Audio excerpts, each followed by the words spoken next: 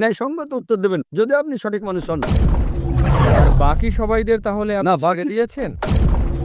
তো কেন আপনার পর্দাদাকে ছেড়ে দিলেন? কেন আপনি পর্দাদার সাথে বেয়াদবি করলেন? আমার নাম আনন্দ মিশ্রা। আমি এখানে আপনাদের বিগত আলোচনা নিয়ে এসেছি, যেখানে আপনি ভবিষ্যৎ পুরাণের রেফারেন্স দিয়ে মুহাম্মদ এবং কলির অবতারকে এক করেছেন। তাহলে এখন আপনি কি বিষ্ণুর অন্যান্য অবতারদের ছেড়ে শুধু এই কন্টেস্টকে ইসলামকে প্রমাণ করার জন্য রাখবেন?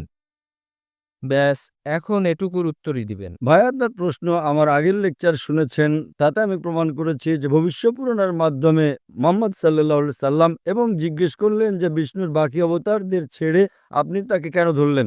প্রথমে আমি একটু পরিবর্তন করতে চাই আপনার প্রশ্নে, যে আমি শুধু ভবিষ্য পুরাণের দ্বারাই প্রমাণ করি নাই, আমি যজুর্বেদের দ্বারাও প্রমাণ করেছি এবং বেদের দ্বারাও প্রমাণ করেছি, পুরাণের দ্বারাও প্রমাণ করেছি, ভবিষ্য পুরাণ যজুর্বেদের হিসেবে প্রমাণ করেছি, ঋগ্বেদের হিসেবেও প্রমাণ করেছি এবং কল্কি পুরাণের হিসেবেও।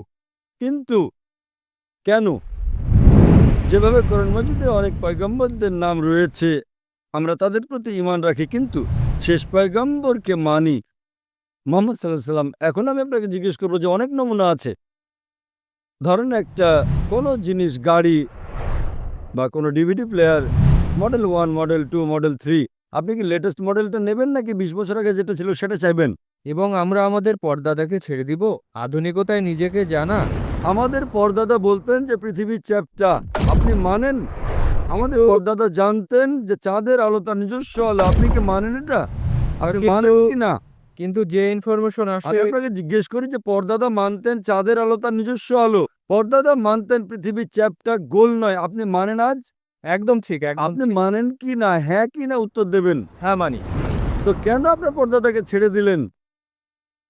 কেন আপনি পর্দাদার সাথে বেয়াদবি করলেন? কিন্তু ভাই, বেয়াদবি বলে না, একে বলে যে নিজের জ্ঞান অনুসারে আমরা মানি।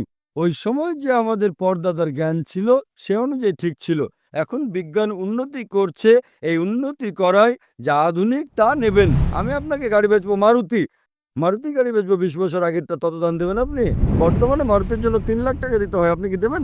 বলবেন আরে ভাই আমাকে বেকুব বানাচ্ছেন। ওই সময় আপনি 4 লাখ 3 লাখ নিয়ে থাকবেন। মারুতি যা 1980-তে বানিয়েছিল, 1980-র মডেল ছিল সেটা, এটা আপনার জ্ঞান। এভাবেই আপনাদের বেদে লেখা আছে যে কল্কি অবতার, কল্কি পুরাণ অধ্যায় নম্বর 2, অনুচ্ছেদ নম্বর 5, 7, 9, 11, 15-তে লেখা আছে যে এই কল্কি অবতার, যার বাবার নাম হবে বিষ্ণু ইয়াস মানে আব্দুল্লাহ, মায়ের নাম হবে সুমতি মানে শান্তি অর্থাৎ আমেনা, সে জন্ম নেবে এক শহরে যা নিরাপত্তার শহর মানে মক্কা, সে জন্ম নেবে শহরের গোত্রপ্রধানের ঘরে কুরাইশ বংশে। সে যখন জন্ম নেবে সে হিজরত করবে উত্তর দিকে। মুহাম্মদ ইসলাম হিজরত করেছেন মক্কা থেকে মদিনা এবং আবার ফিরেও এসেছেন। কত বিষয় লেখা যে 4 জন সহযোগী থাকবেন, কত বিষয়। কল্কি পুরাণ শেষ অবতার, এইভাবে কোরআনেও লেখা আছে অনেক পয়গম্বর, কিন্তু শেষ পয়গম্বর মুহাম্মদ সাল্লাল্লাহু আলাইহি ওয়াসাল্লাম। তার মানে এই নয় যে আমরা ঈসা আলাইহিস সালামকে মানি না, মুসা আলাইহিস সালামকে মানি না, আদম আলাইহিস সালামকে মানি না। আমরা বলি তারা পয়গম্বর ছিলেন, কিন্তু আজ আমাদের অনুসরণ করতে হবে সেই শিক্ষা যা শেষ পয়গম্বর মুহাম্মদ সাল্লাল্লাহু আলাইহি ওয়াসাল্লাম দিয়েছেন। বাকি অবতার ঠিক আছে দ্বিতীয় পর্যায়ে, আমাদের মানতে হবে সেই অবতারের শিক্ষায় যিনি শেষ অবতার, যিনি কল্কি অবতার। এভাবেই কোরআন মজিদে লেখা আছে যে শেষ পয়গম্বর মুহাম্মদ সাল্লাল্লাহু আলাইহি সাল্লাম, ওইভাবেই বাইবেলেও লেখা আছে গসপেল অফ জন অধ্যায় নম্বর 16, অনুচ্ছেদ 12 থেকে 14। ঈসা আলাইহিস সালাম বলেন, তোমাদেরকে আমার অনেক কিছু বলার আছে কিন্তু এখন সহ্য করতে পারবে না। তিনি যখন সত্যের রাস্তা আসবেন তিনি তোমাদের সত্যের পথে নিয়ে যাবেন। তিনি নিজে থেকে কিছু বলবেন না, যা শুনবেন তাই বলবেন। এটা বলেন মুহাম্মদ সাল্লাল্লাহু আলাইহি সাল্লাম সম্পর্কে। তো আমি বলি আমি যা প্রমাণ করেছি শেষ কল্কি অবতার। আর বাকি সবাইদের তাহলে না, আপনি ছেড়ে দিয়েছেন? আপনি ভবিষ্য পুরাণে শুধু বাকিদের কোথায় বাকিদের ছেড়ে ছেড়ে দিলাম দিলেন? আমি?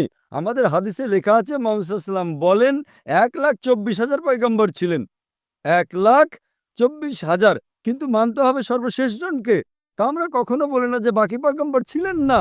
আপনি আমাকে প্রশ্ন করবেন যে রাম পয়গম্বর ছিলেন কি না, কৃষ্ণ পয়গম্বর ছিলেন কি না, আমি বলবো আমি জানি না, কেননা তাদের নাম কোরআন মজিদে নেই এবং হাদিসেও নেই। হতে পারে ছিলেন, হতে পারে ছিলেন না। কিছু লোক বলে যে রাম আলাইহিস সালাম, আমি রাম আলাইহিস সালাম বলতে পারবো না। কিন্তু আমি বলি তারা ছিলেন অথবা না।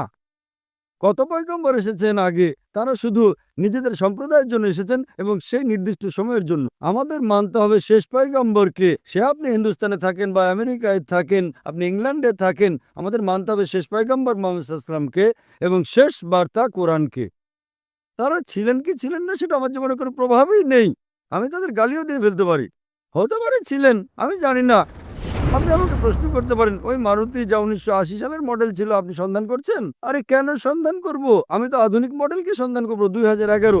যেহেতু আমি সেটা কিনবো, ১৯৮০-তে যে মারুতি ছিল সেটা কেন খুঁজে সময় নষ্ট করব? কিন্তু মারুতি তো ছিল না। আরে মারুতি তো ছিলই। ১৯৮০-তে আমি কেন সময় নষ্ট করব? আমাকে তো ২০১১ মডেল কিনতে হবে, তাই না? আপনি করবেন কি সন্ধান? আপনাকে যদি বর্তমানের মারুতি কিনতে হয় ২০১১ তো কি ১৯৮০ মডেল খুঁজবেন আপনি? সত্য উত্তর দেবেন, ন্যায়সঙ্গত উত্তর দেবেন। যদি আপনি সঠিক মানুষ হন। করবেন কি না? হ্যাঁ কি না? এখন যা জানানো হবে আমি তার আপনাকে উপর জিজ্ঞেস করছি করবেন কি না? যদি আপনাকে ২০১১ মডেল কিনতে হয়, আপনি সন্ধান করবেন ১৯৮০ মডেল সম্পর্কে, হ্যাঁ? একদম না, একদম না। একেবারেই না। Very good. আমি আপনাকে ধন্যবাদ জানাই। আপনি সত্য উত্তর দিয়েছেন।